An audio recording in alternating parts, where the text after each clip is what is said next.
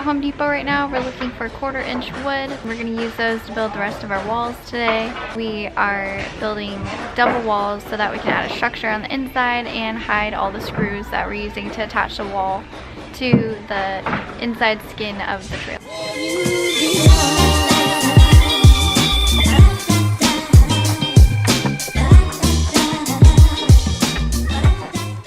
This is an excellent tool. It's not a hammer. This is actually an opening device. You can slide the little plastic things that hold all the wood together in between the two forks, and then you pry on one direction and it opens it great. If you can't find anybody to help you at Home Depot and all the knives in the section are all covered in that plastic stuff and you can't open them, go to the hardware section, grab yourself a hammer, you can open it yourself.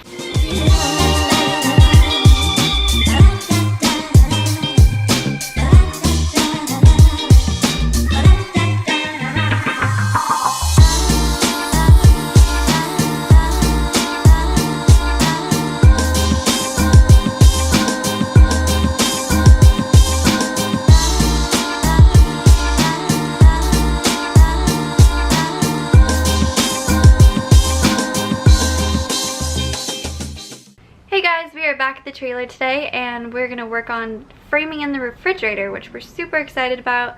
Last week we showed you we were priming the dinette and we're going to finish painting that as well. And right now Josh is working on figuring out what size bolts we need to actually bolt the refrigerator to the floor. So it looks like we're going to have a frame piece running across the top.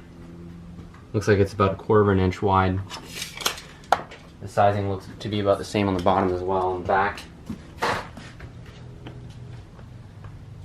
It'll be quite the structure that holds it in, because when you go to brake, you don't want the force of braking to move the refrigerator around inside the cabinetry. So Josh and I are outside our trailer right now. We're going to open up the access panel behind the fridge so we can bolt the fridge to the ground. Here's the back of the fridge. You can see how nice and new and shiny it looks. And we're going to be bolting it in 2 places, right here and on this side. And then we're also going to frame it in and bolt it from the top so it doesn't move when we're driving. Here's the power cord.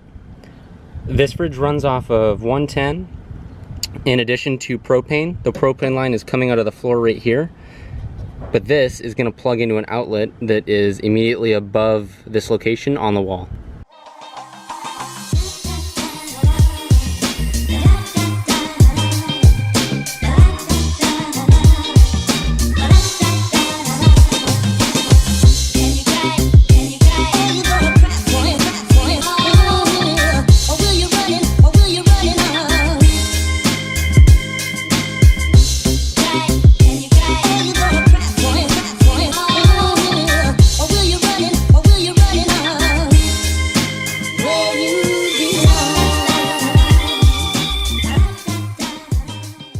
Here's the first wall that I've cut. I had to make a few adjustments to get it so that it would match the wall and then match the outside edge of the refrigerator. It's going to be recessed inside this seam right here so that the plastic pieces around the outside of the fridge are on the outside of the wood. This is just the first layer of the plywood. There's going to be a wooden subframe running on the inside, so that it'll be technically a hollow wall, and it'll have supports to bolt other things to.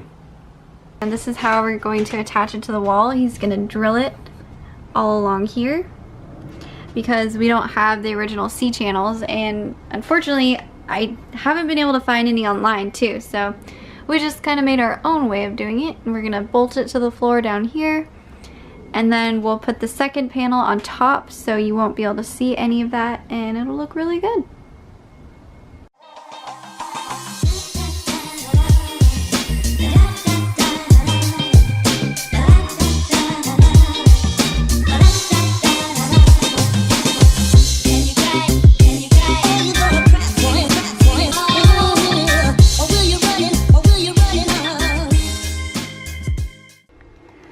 moment of truth to see if the wall fits.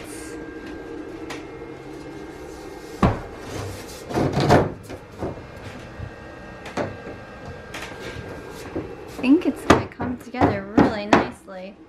Look at that. It's gonna be perfect. And in case you guys are wondering, we haven't ordered the fascia panels for the fridge yet, but we're going to order them in stainless steel. Now all we have to do is nail this together or screw it together, and then we'll officially have our second wall. This is the inside of the wall on the other side of the refrigerator. This is going to be on the side of the refrigerator where all of our condiments or bread or cups and that sort of stuff is going to go. So there's going to be shelves that are going to need a little bit more weight. So to compensate for that weight, I ran 2 more vertical supports that are going to help hold the shelves, and I've mapped out on the other side of the board where these shelves are, or where the vertical supports are going to be, so that I can find them later.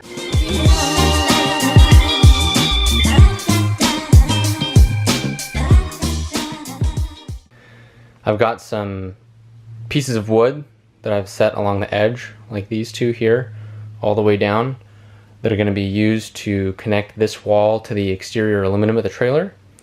And the vertical supports, I think I mentioned earlier, are connected with these to make sure that they don't move back and forth.